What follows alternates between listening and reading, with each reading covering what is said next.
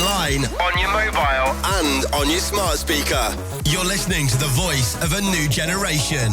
KIC Radio.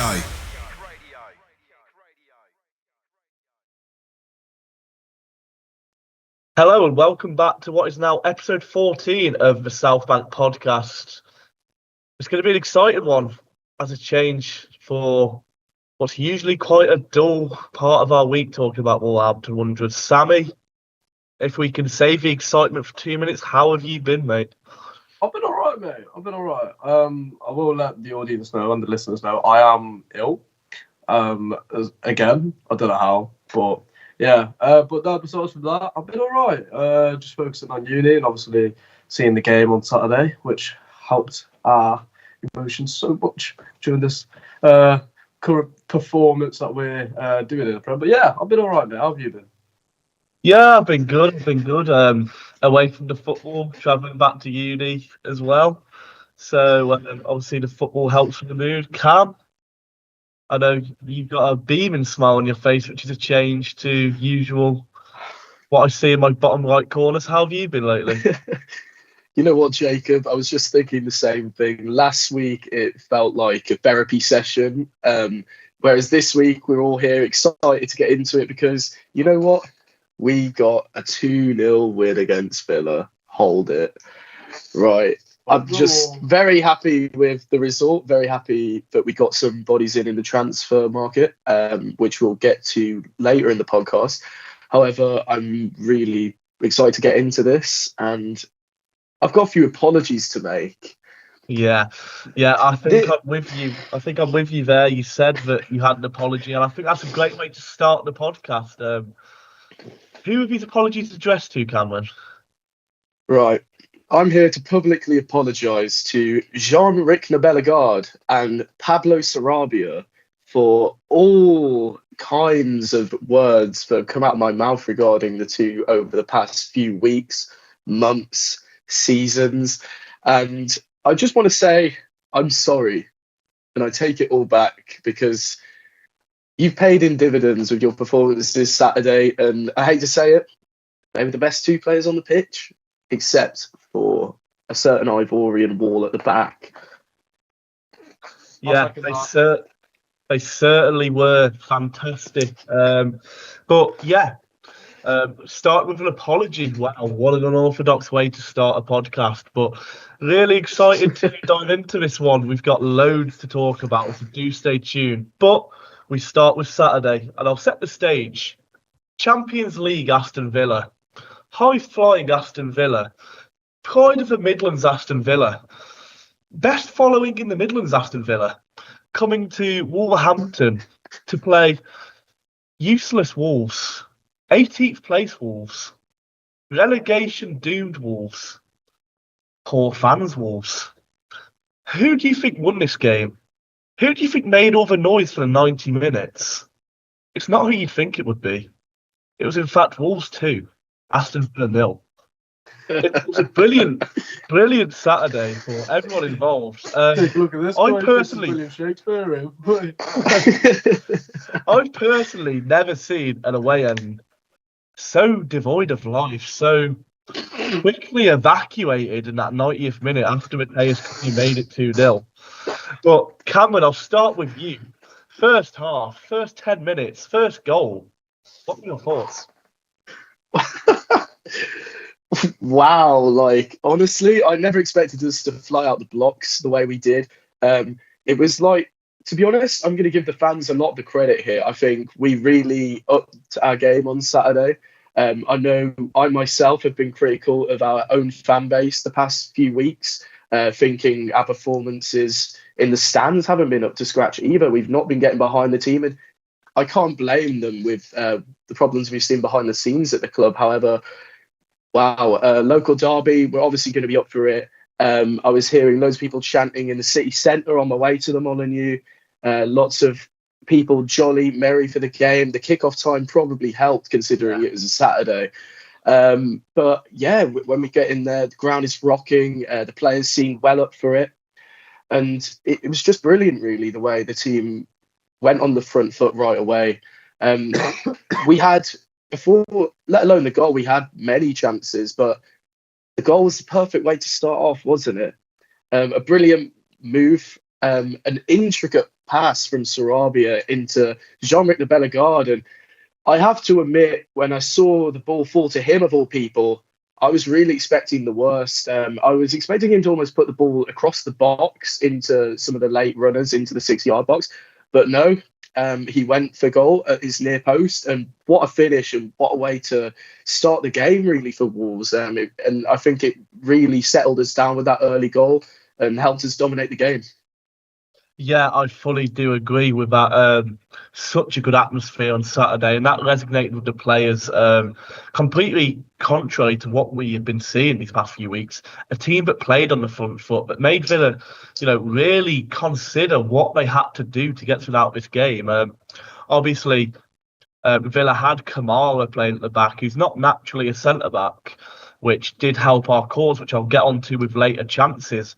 Another thing I'll get onto with later chances, but I wouldn't to mention his first goal.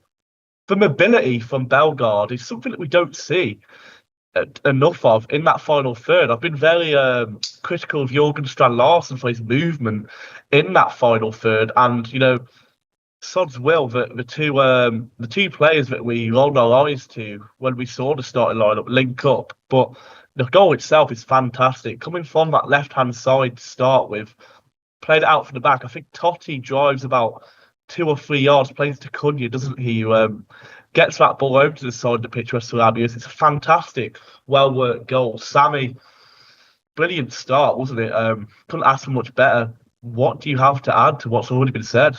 I don't think I have much to say, mate. I'll be honest. I think you've both kind of just topped what I was going to say anyway.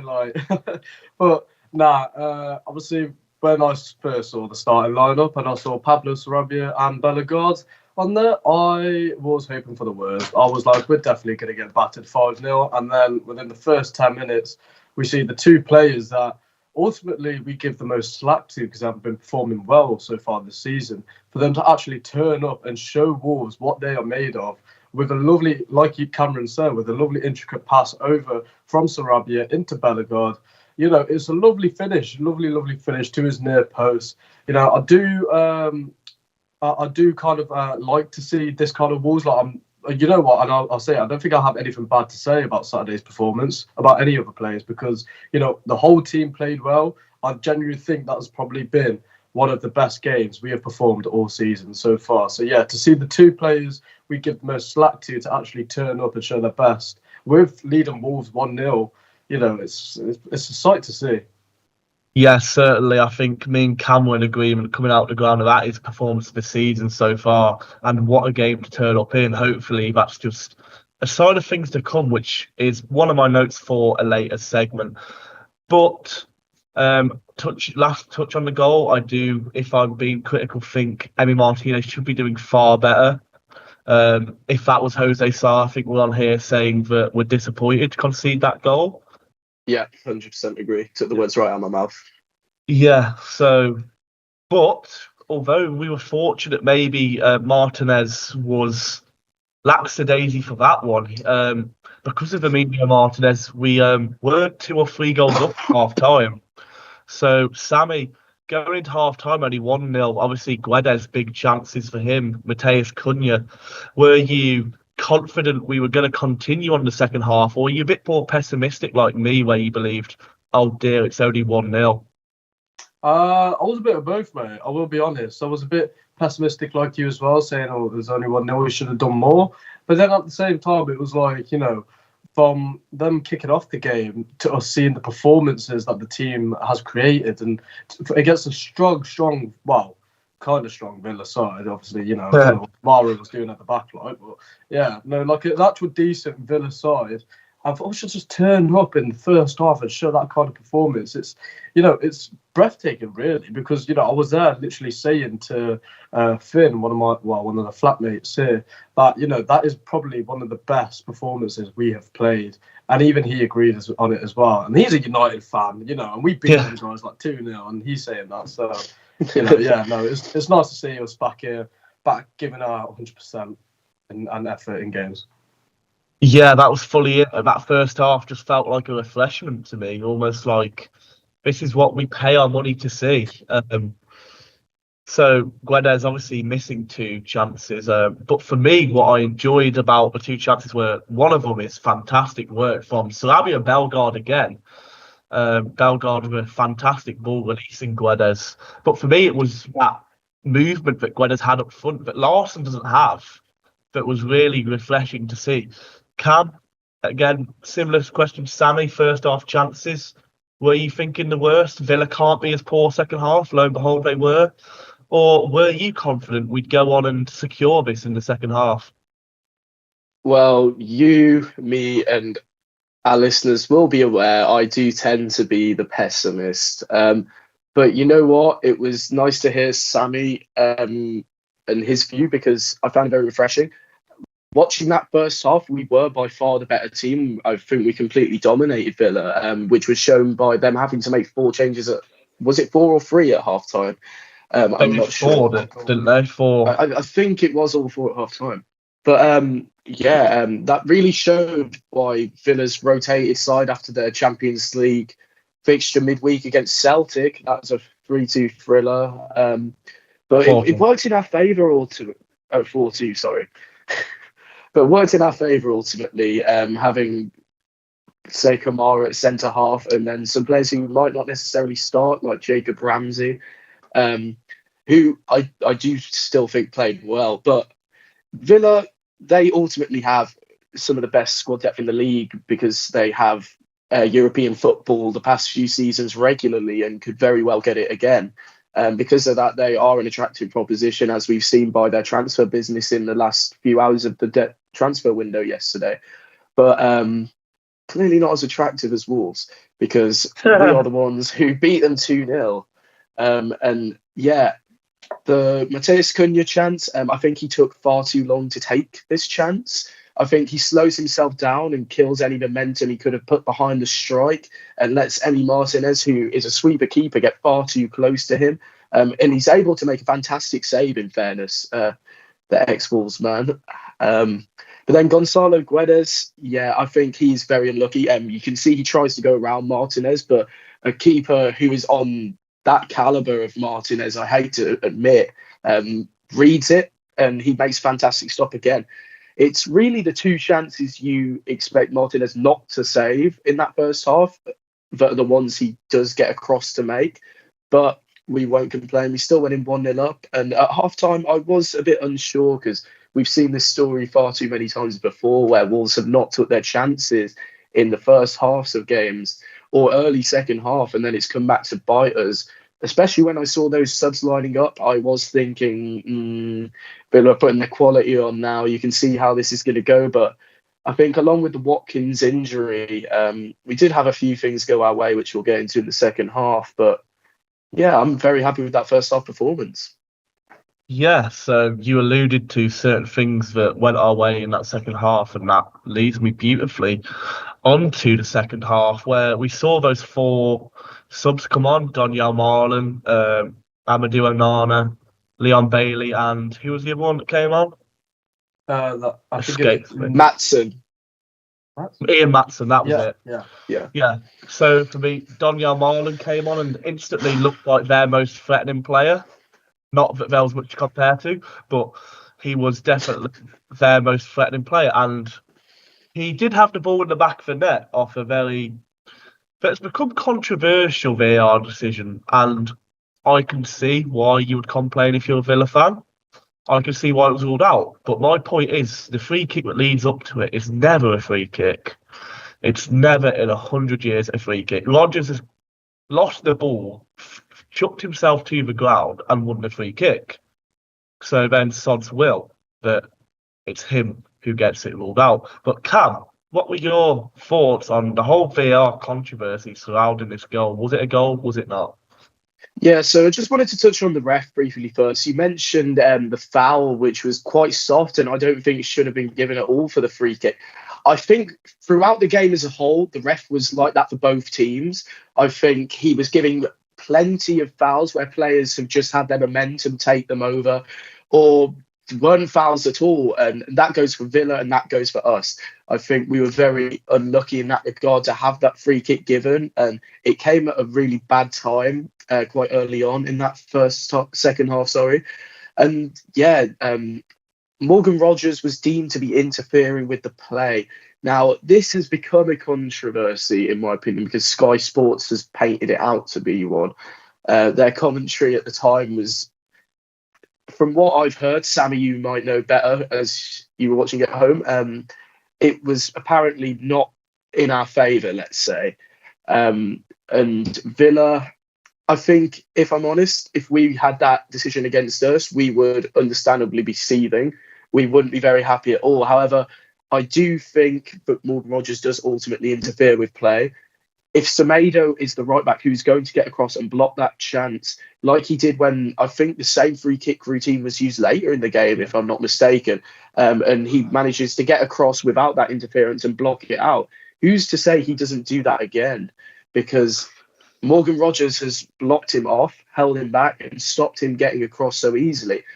Smart from a Villa standpoint, I think you can see why their set pieces are so effective. Their set piece, as coach as annoying as he is always at the sidelines barking orders. He's started busting out the grey hair dye recently, I can see. But yeah, I think Villa just need to suck up and deal with it, because we've had plenty of those given against us, and I have no sympathy for them, especially when it's them.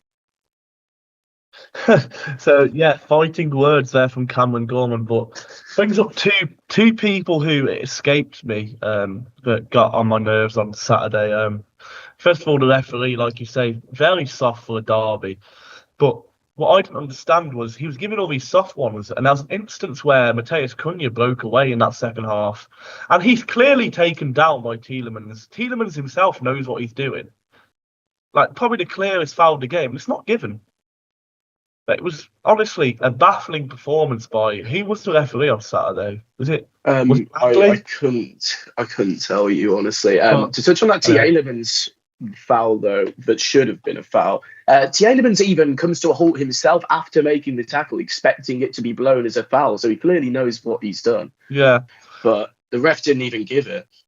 Yeah, it's clear foul. It's more of a foul than what, ironically, I'm not saying it's a red card, but it's more of a foul, ironically, than what we saw Lewis Skelly get sent off for. Yeah. It's the same kind of foul. He's taking him out to stop him from attacking. And then, again, just comically, that Villa set-piece coach, who I'm convinced has been working as Villa set-piece coach since I've been alive, because I'd never know a game where we've not played Aston Villa and the edge has come out on the technical area, standing there, as you could say, going very grey. But back to the point of the VAR controversy, Sami, obviously you had real-time replays watching from home, which always gives the advantage to you with decisions like this. What were your initial thoughts at the time?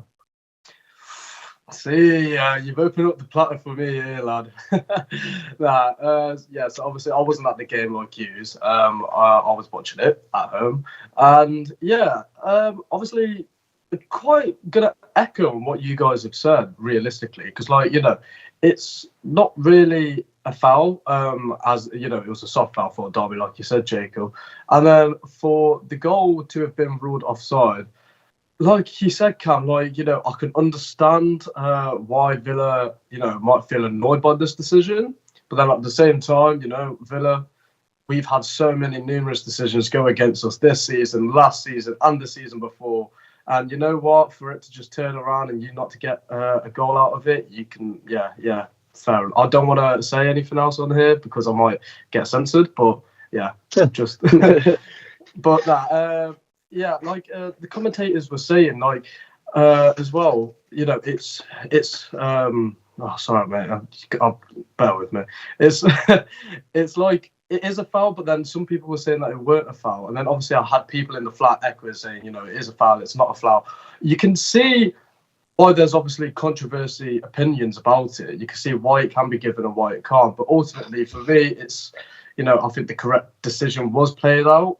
You can obviously see how it's affected Semedo's block of run over to get when the ball did get crossed in. So, for me, the goal obviously not being ruled for was the correct decision. Yeah, so I think, as Cam mentioned, there's evidence that Semedo most likely would have got over to block the cross, as we saw later when they tried the same routine. Just before I move on, is there anything else anyone would like to add about the goal being ruled out, or have we covered every base that you wish to cover? I think we covered it. Cam? Just one thing. Morgan Rogers, isn't your celebration cold? You were pretty lukewarm on Saturday. Oh, So yeah, to me, I mean, I'd completely forgot when I went to Villa Park earlier in the year, a game that was frustrating for me, obviously making that journey. When Yerson Mosquera actually went down with his injury, Morgan Rogers actually stood over him and gave him a lot of stick to a bloke whose career might have just ended at that moment. So couldn't happen to a nicer bloke really. But we continue on with the second half, and obviously Villa had that gold out, but it escapes me to really find a big chance they had aside from that in the second half. I thought they were still quite lacklustre despite the firepower they brought on. We looked quite comfortable without having any big chances ourselves, really. We still looked like we could break away at any point. But I want to take you to the 80th minute where it's starting to get a bit tense in the ground. Tommy Doyle's come on for Wolves. Rodrigo Gomez has come on for Wolves. And we're starting to finally sit off a bit. We're starting to try and see out the game. And we're doing a good job of it. Emmanuel Agbadou, again, has been absolutely fantastic at the back. Brick Wall, Totti Gomez. Bearded Totti might be giving blonde-haired Totti a run for his money in terms of what version is the best Totti Gomez. He was fantastic. And even Matt Doherty, I thought, really staking a claim to keep that right centre-back spot. I know we'll touch on later, but we missed out on Kevin Danso. Who needs a dancer when you got a doco? But we go on, continuing to take this Villa pressure until we play a ball forward. And Kamal, I don't know what he's doing, but he is beaten by Mateus Cunha, who runs down on goal, slows it up, calm as you like, touch to the side, rolls it in the bottom corner, and we go into absolute pandemonium in the Molineux. Limbs are everywhere. I don't know what I'm doing myself. I can't believe what I'm seeing. Sami, sum up that moment of that Cunha goal for us again. mate, as soon as I saw that, I was screaming, I was shouting. I think I've deafened half of your flatmates in this gaff, mate, because of how much screaming I was doing. But yeah, no, honestly, seeing Cunha looking so relaxed on the ball as well, and that little fake over, and then just like, oh, mate, like, you know, it was a lovely goal to sum up. A good Wolves win, West Midlands derby, which is what we have deserved, I'd say, given, you know, the current stats we've been given this season. So, you know, it's nice to win the West Midlands derby against Villa. So, yeah, you've seen the Wolves, now go home. Come on. Yeah, so I'm very happy you kept a clean version of that because my eyes almost bulged out my head when I Yeah, saw it. I was like, oh. It was lovely to see Cunha's celebrations as well, very much. Was pointing at the badge, doing a little contract signing to Matt Hobbs. But Cam, I wish I could tell you what we did when that second goal went in, but I honestly can't remember because I was just all over the place. What a moment. The highest point of the season so far. Cam, sum up your emotions because we can talk about this goal all day. You know what, mate? I was just about to say those exact words. I could talk about this goal all day. I was seeing those photos of Cunha's celebration. People saying it was cold celly. Mate, I didn't even know he celebrated because we were too busy jumping. We were too busy jumping around, everyone grabbing each other, hugging each other, everyone enjoying the moment. And that's what football is. That's what we've missed all season at the Molineux. That's what we expected every week when we put up these ticket prices. But to the goal itself, Aston Villa wanted a foul, but Andy Medley waved play on to answer your question on who was the ref earlier as well. And then it was actually Hwang who played the pass to pick out the run of Cunha, to his credit. Another player we haven't been too kind about the past few weeks. He doesn't get an apology just yet. No, but credit to Hwang. I think when he did come on in that second half, his pressing was relentless and he really put on some good pressure on the front foot. Esri Konsa was the man trying to mark Cunha. Cunha beats him. To the defender's credit, he did well to hold up Cunha and let the defenders get back into the box. But when it's that Brazilian on the ball, 4 defenders, it just isn't going to be enough, is it? A nice feint from Cunha to send them and create literally a yard of space for a strike at goal. And the strike itself is through the legs of one of the defenders and into that far corner. There's nothing Emi Martinez can do about it. And just a wonderful goal, really, to send Molineux into rapture. That was also the point all those Villa fans started leaving, trying to get the early train home to Slevik and probably West Bromwich, who they probably used to support when they were in the Premier League. But yeah, small Birmingham clubs aren't my concern. What a goal by Cunha, and I was just ecstatic to have Wolves get the 3 points over the line, because the pressure was piling up before that. Jose side had to make a couple good saves in that second half. We still have more shots on target overall in this game, though, may I say. We had 5, Villa had 3. However, Villa do dominate the other stats, in fairness. But what really matters, 2-0. Back to you, Jacob. Yeah, I think you've summed it up perfectly there. I first of all, like I mentioned earlier, once I'd finally come down from celebrating, I looked across and thought, hold on, did the game finish or something? Because just a row of gold seats were facing us in that away end, either side. But yeah, with Mateus Cunha, like you say, it's going to take a lot more than 4 bang average Villa defenders to stop that man. It's going to take a brick wall, the iceberg from the Titanic in that line to maybe an Agbadou could stop him. Potentially, but what a special footballer. And we've questioned his body language over the last few weeks, and it was brilliant to see him back fighting for that ball. Is that because a move has been off the cards? Who knows? Was it just to shut up Liam Keane? Who knows? But those answers will remain those questions will remain unanswered. But as happy as we are now, this game will all count for nothing if we go and get back into the form we were before. This has to be the turning point for Wolves. You know, we saw in the dressing room after the game pictures being taken with Andre, João Gomez, Tommy Doyle. Cold picture, by the way. If you haven't seen it, get looking. It's a brilliant photo. And just seemed a lot better of an atmosphere, like a bit of togetherness that seemed lost for the last couple of weeks. But Cam, I'll go to you first. Has the corner been turned at Wolverhampton Wanderers, or is this another full storm? You really want to hope that, don't you? I think we have seen this story too many times before this season, though, so I'm not willing to make any comment on that just yet. We've had a few wins that feel like they could be marquee in our season and be the turning point, and then they just haven't amalgamated to that. I think we have a very few tough games up next, but Blackburn on Sunday in the FA Cup against a championship team, which gives us a real good chance of going through to the next round. I would still expect us to play a strong lineup, perhaps some debutants who we'll get to later on. But I think this gives us a chance to build some momentum and really get moving towards our targets. Some other fun bits for you, though. Mateus Cunha is our second highest scorer in the Premier League now. Only Raul Jimenez has more. You do feel he won't be breaking that record due to the fact he might not be here at the end of the season, because I'm seeing rumours of that new contract having a release clause, which I'm sure we'll get to later. But we've seen some big rivalries in the Premier League over this weekend, Haaland and Gabriel, but Cunha and Liam Keane does have to be the biggest. Really thinking he just wanted to shut Liam Keane up, to be honest, with that celebration. But yeah, just very, very happy.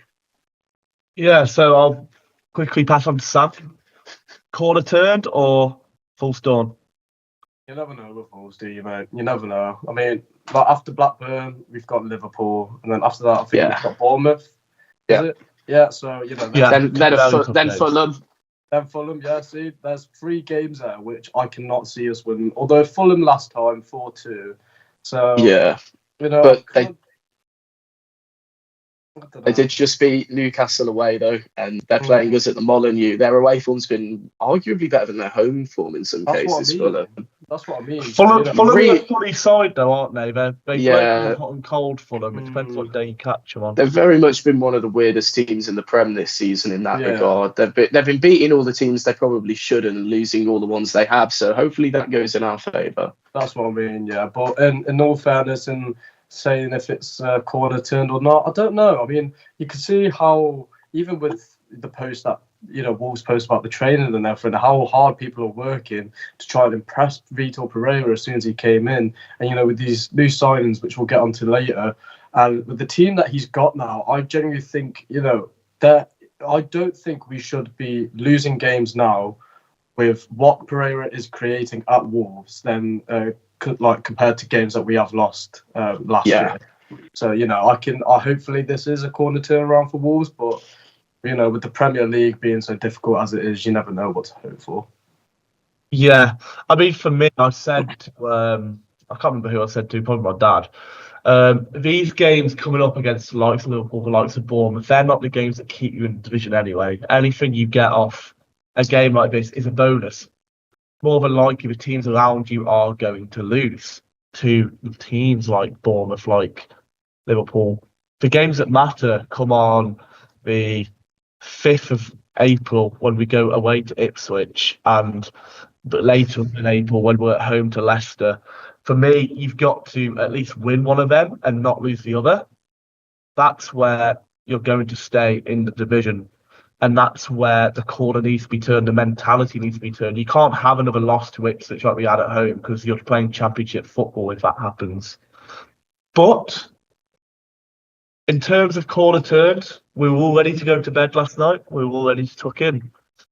And Wolves decided to announce the signings of Nasser Giga and Marshall Menetzi, two African footballers, one coming out of Zimbabwe, the other out of Burkina Faso. I believe the first ever Burkina Faso player to have played for Wolves, which is a good landmark for the defender, coming from Red Star Belgrade. So, as a window as a whole, it's been quite a frustrating time to be a Wolves fan. But with the two new additions of yesterday, go to you, Sami. If you can put a rating, you can go A, B, C, D, E, or 1 to 10. What would you rate Wolves' window? I'll give it a decent 6, I'd say. At least a solid 6. Because, we needed a new centre back and we got Agbadu in. And, the form that he's been whilst joining us has been incredible. Obviously, Mansourati, and he used to play with Agbadu back at Ream. So, it's nice to obviously see him get in. And, it's someone who I haven't actually seen much football of, but from obviously looking at little videos of him playing at the Red Star Belgrade, he's not Red Star Belgrade, sorry, at Reims, yeah. So, he's a good, confident young baller, I'd say. And with Nasser Giga, obviously I can't say much, because I haven't actually seen the bloke play. So, I don't actually know. But, hopefully he does well for us. And, with the side, I'll give it a good 6.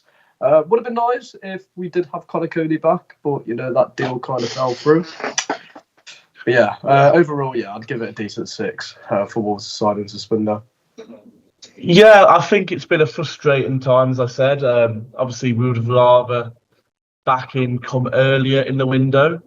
With players like Menetzi, like Giga, you're more relying on hearsay on social media before you can make your own opinions. From what I hear of Menetzi, he's a bit more attacking minded. I remember I said to you yesterday, Cam, his stats show that if we're going to play on the front foot like we do against Villa, he's a perfect addition. But if we're going to be a bit more self-contained, I'm going to start getting question marks about him. But in his last 3 games for Leeds, he got a goal and assist. So if the guy can bring some back to Wolves, then, we're in business. But Cam didn't lose any big names, really, aside from Lamina, who wasn't playing anyway. How would you rank this window, A, B, C, D, E, or 1 to 10? Firstly, who ranks using letters, Jacob? That's what I was thinking. I was like, secondly, you can grade. Secondly, I'm going to give it a 6.5. I'll probably give it a 6 like Sami. I do agree with his verdict. just to touch on all of these signings, though, Stade Rennes, their fans must absolutely despise Wolves by this point. We took their captain and we took one of their informed players on the same day that their manager was sacked yesterday, may I add. So troubled times for them, maybe. But to our gain, if he plays anything like our other signing from Reims in Emmanuel Agbadou, then I will be absolutely ecstatic because what a player he's been since he's come into the side.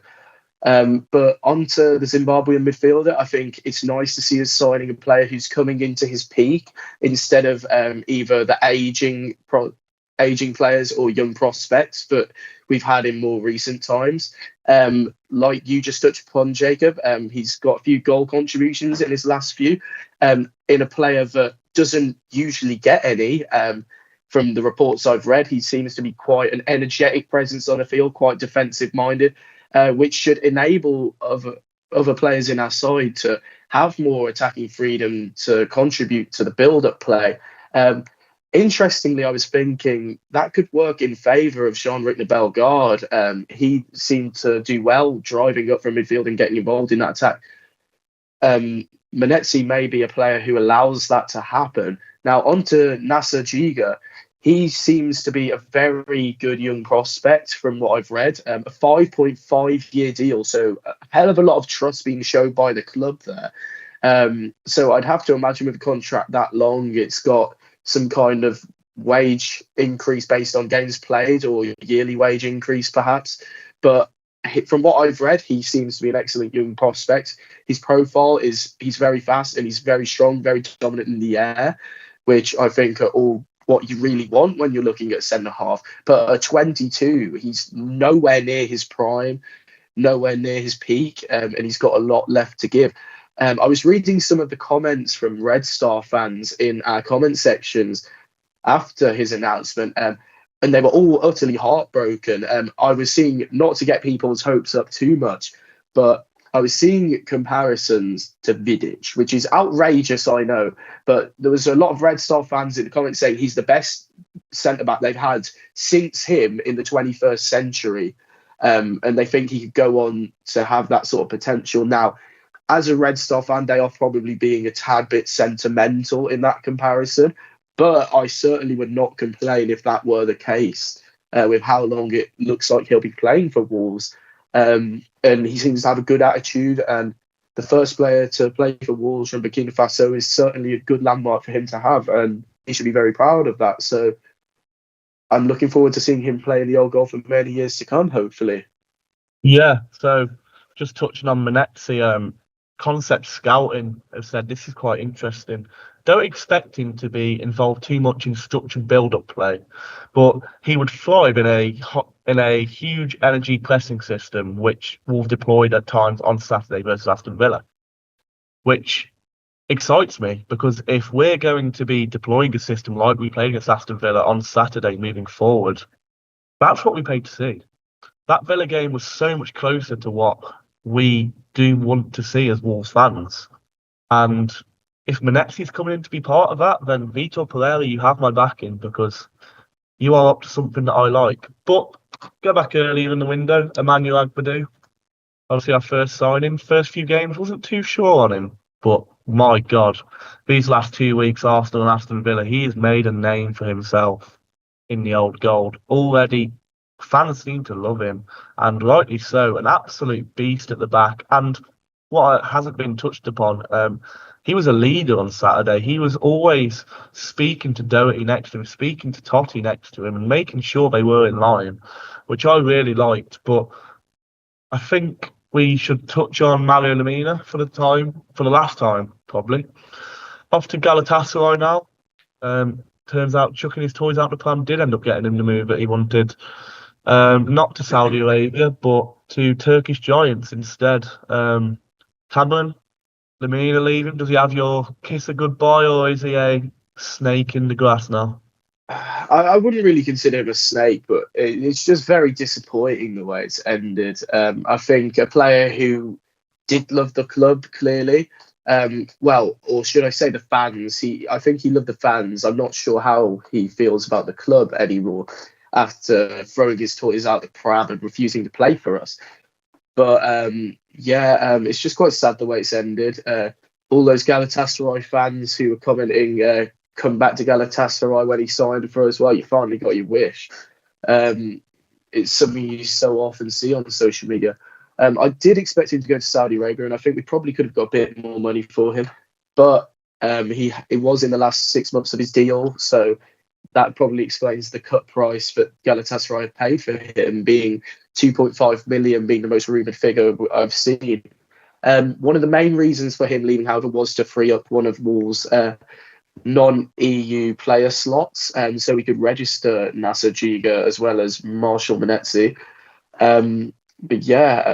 Just quite sad. I want to touch on Kevin Danzo briefly as well.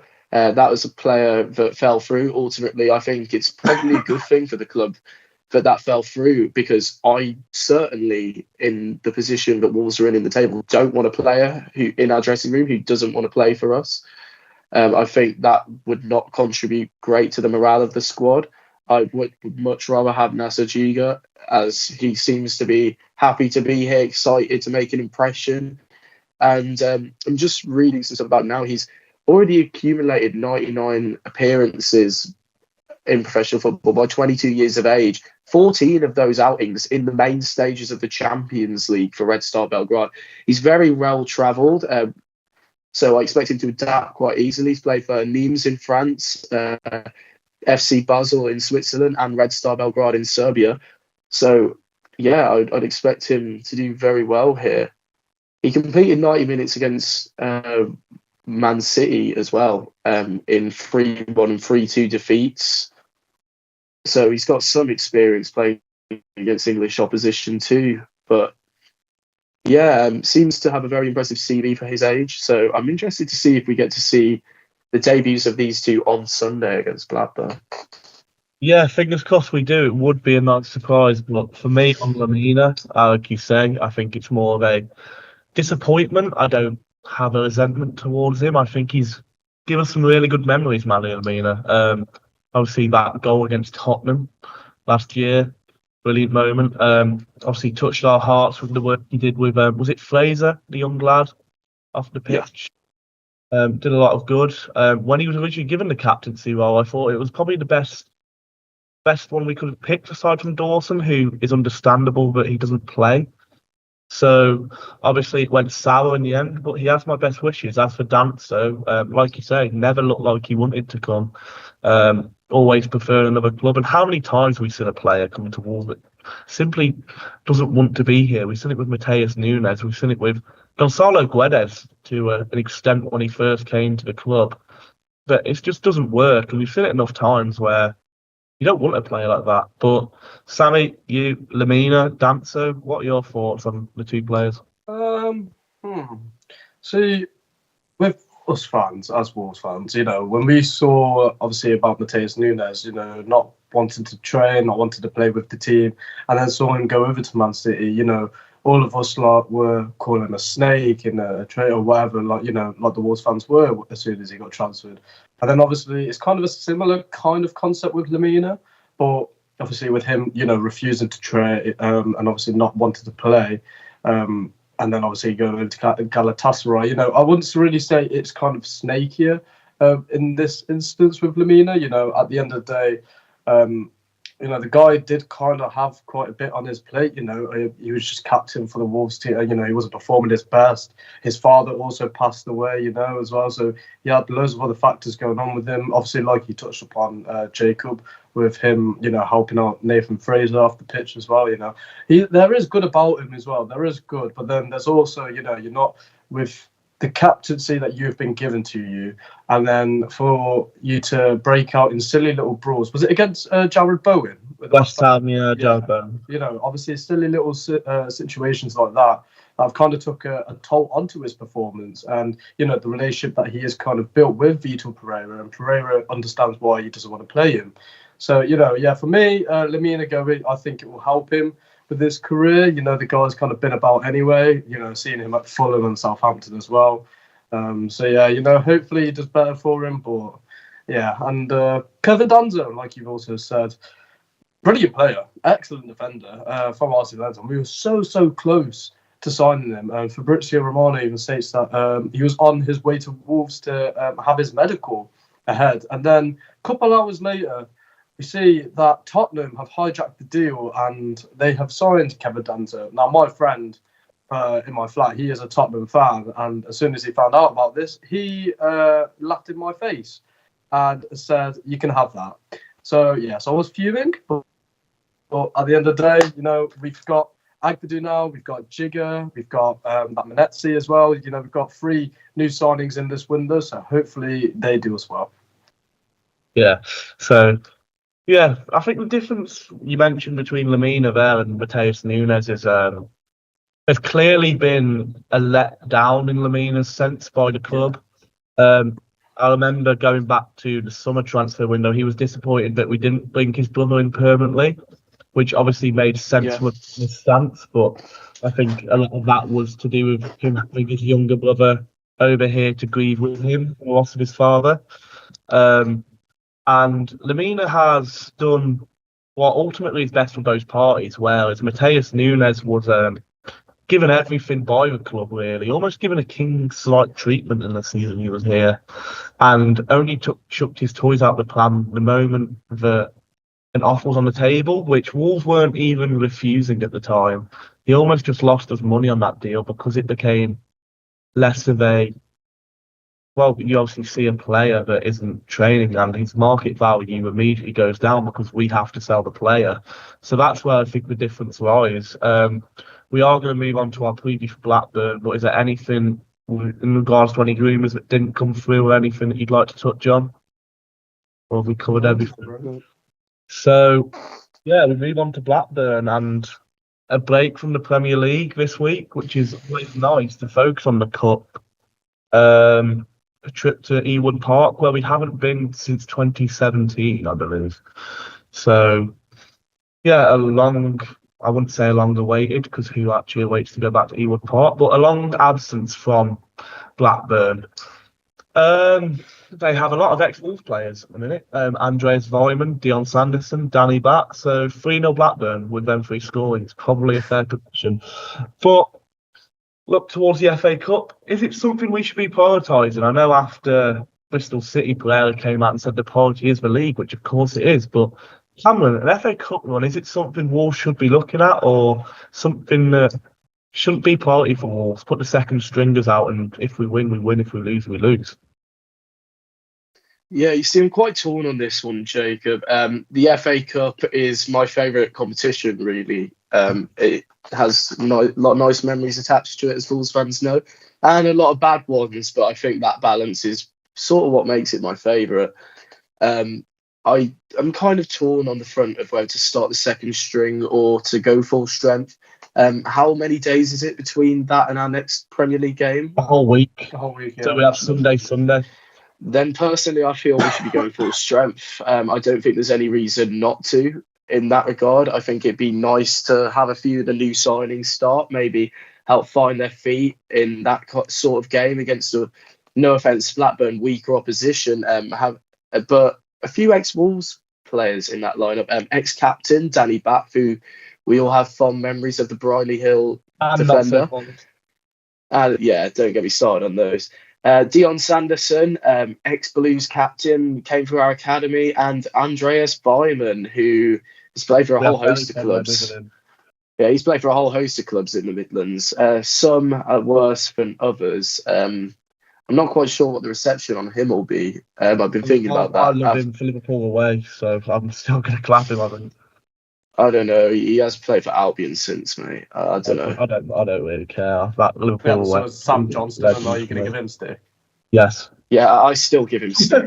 Yes. Anyway, yeah, I'm not too sure what to expect about this one. Blackburn have been quite a funny side this season. They've been a bit up and down themselves, but they are ultimately pushing for a playoff spot under, is it still John Eustace? I believe so. Yeah, it is. Yeah, I believe so. I don't see any reason why he'd be sacked. Yeah, they've been doing quite well. They've been putting good runs of form together, but I think, if I'm not mistaken, I could very well be wrong, so don't quote me on this, but I think a lot of Blackburn's good form has been away from home.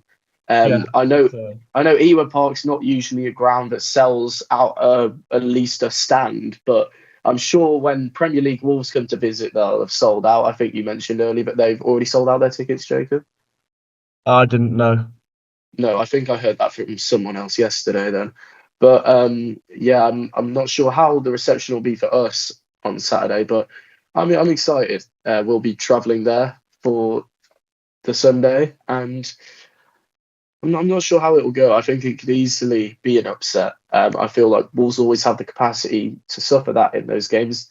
That I just hope it does and doesn't go like that Bristol City game, because in the first 20 minutes or so of that game, we really battered them. We thought we were probably going to go and steamroll them that day, whereas we let them get back into the game and they piled the pressure on, and we did see out the 3 points. The debut of Agbadu, our brick wall at the back, was a little bit shaky that day. I remember if you listened to our podcast that week, we were saying, but I'm hoping it's business as usual for Wolves.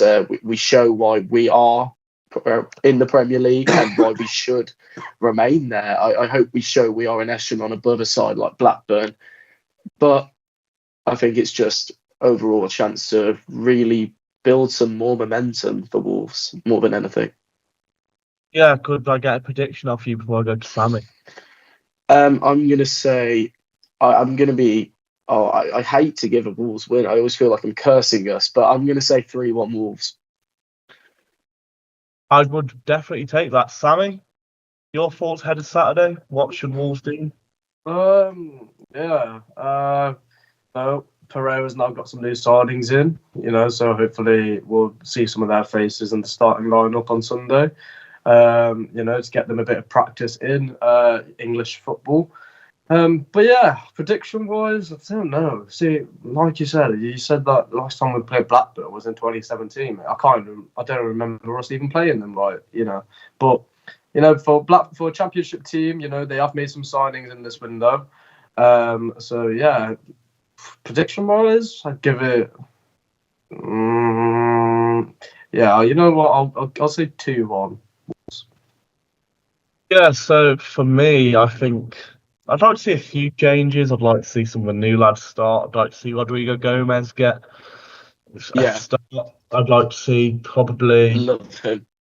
I'd like to see a bit of Pedro Lima, to be fair. I think he's a very capable footballer that hasn't been able to show his talent enough, really. I think when he has been able to, he's shown a good side. I still think there's questions around him defensively.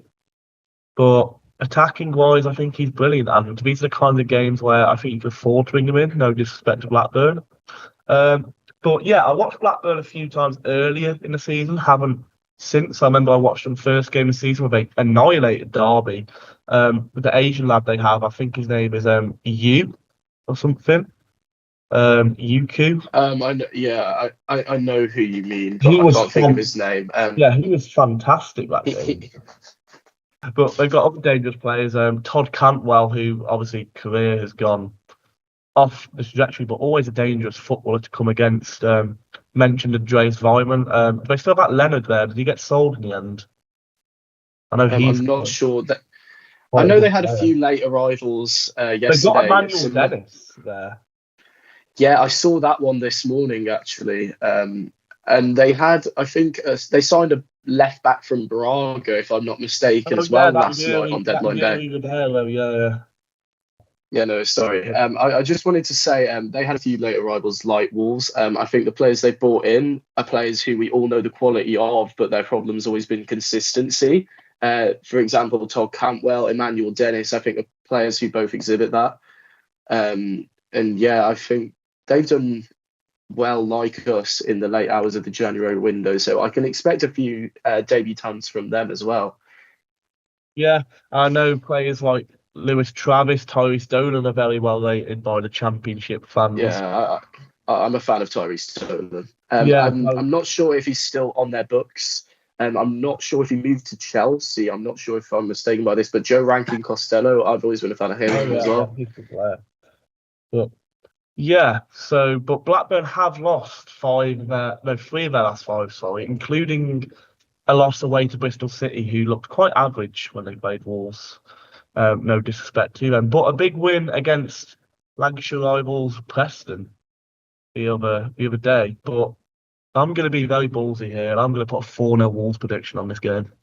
I think that's crazy. I think we're going to crazy. turn up. I think we are going to turn up, and I think going off the back of last week, I think it's going to be like a Bristol City start, and we're actually going to continue. My head is telling me that I'm wrong, but my heart is telling me 4-0 Wolves, and I'm going to go with my heart on this one. And this may be clipped up in a week. Well, I may also look I hope you're right in that regard. In a week. But that's all we have time for today. I've once again been joined by Cameron Gorman and Sami. I believe, is there anything else either of you would like to add before we... No, that's all for today from me. Yeah, same from me. So thank you Cheers. again for joining me. If you're an Aston Villa fan, I hope you have got over the loss. I hope you have a far better week this week until we play you again and beat you again. So until then, we have been the South Bank Podcast. Thank you for watching. Cheers. Thank you for watching, and goodbye. Want to be a part of the hottest new radio station for young people? All right, let's go. KIC Radio is coming, and we want to hear from young creatives aged 15 to 24. Find us on social media for more information at KIC Radio UK.